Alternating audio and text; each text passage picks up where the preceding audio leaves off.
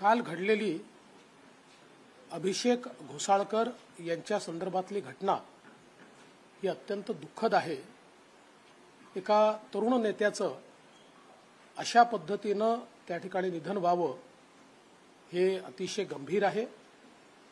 एकूणच या प्रकरणाला काही लोक राजकीय रंग देण्याचा प्रयत्न करतायत, ते देखील योग्य नाही। ही घटना जरी गंभीर असली तरी देखील अगदी 2024 मध्ये ज्यांनी गोळ्या घातल्या ते मॉरिस असतील किंवा अभिषेक घोसाळकर असतील यांचे एकत्रित पोस्टर्स हे आपल्याला पाहायला मिळालेले आहेत। वर्षानुवर्ष ते एकत्रित काम करताना आपल्याला पाहायला मिळालेले आहेत। आता कुठल्या विषयातनं त्यांचा इतका बेबनाव झाला की या मॉरिसने थेट घोसाळकरांना त्या ठिकाणी अक्षरशः गोळ्या मारल्या आणि स्वतःला गोळ्या मारून घेतल्या। हा निश्चितपणे त्या ठिकाणी एक महत्त्वाचा विषय आहे, ज्याची चौकशी ही चाललेली आहे।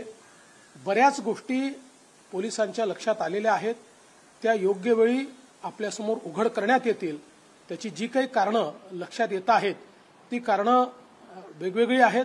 ती एकदा सगळी कारणं कन्फर्म झाली की त्याची माहिती देखील आपल्याला सर्वांना देण्यात येईल। माझी अपेक्षा एवढीच आहे की घटना गंभीर आहे, अशा घटनेचं राजकारण करणं हे योग्य नाही आणि या घटनेमुळे कुठेतरी कायदा आणि सुव्यवस्था संपलेला आहे वगैरे अशा प्रकारची विधानं करणं हे देखील चुकीचं आहे। कारण वैयक्तिक वैमनस्यातनं घडलेली ही घटना आहे।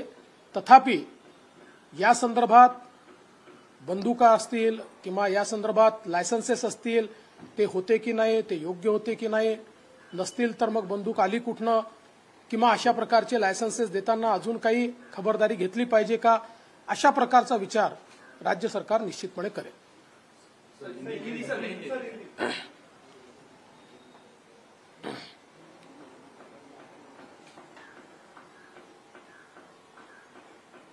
कल यूबीटी के नेता अभिषेक घोसाळकर, इनकी जो हत्या हुई और हत्या के बाद जिन्होंने हत्या की वो मॉरिस, इन्होंने भी अपने आप को गोली मार ली।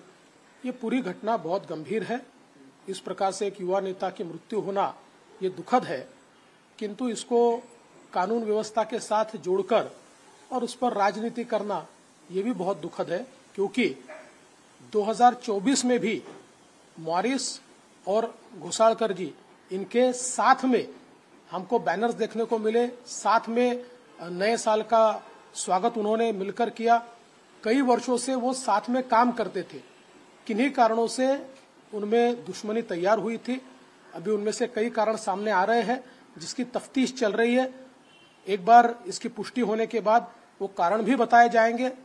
तो कुल मिलाकर अगर हम देखें तो ये जो घटना है, ये घटना एक प्रकार से जो आपसी बैर है उसके कारण हुई है। ये लोग साथ में ही काम करने वाले लोग थे, लेकिन इस घटना को देखते हुए राज्य सरकार ने जो गन लाइसेंसेस इशू हुए हैं उसके बारे में, या फिर अगर बिगर लाइसेंस की कोई गन अगर मिलती है तो वो कहां से आई है, ये सारी चीजों की तफ्तीश करने के आदेश दे दिए। मला इंग्लिश येत नाही।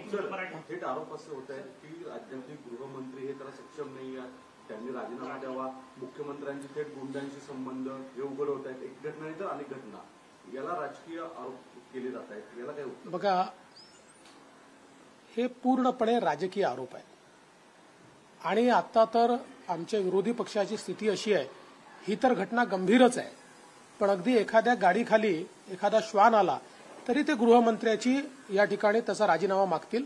त्यामुळे या गंभीर घटनेकरता त्यांनी मागितला तर मला त्यात काही आश्चर्य वाटत नाही। मला असं वाटतं की या सगळ्या घटनेचं राजकारण ते करू इच्छित आहेत। त्यांना देखील हे माहिती आहे की ही जी काही या ठिकाणी हत्या झाली आहे ही वैयक्तिक वैमनस्यातनं झालेली हत्या आहे, पण मला असं वाटतं की ठीक आहे, विरोधी पक्षाचं काम विरोधी पक्ष करतोय। लोकशाही मराठी ऐका, पहा, जागरूक रहा।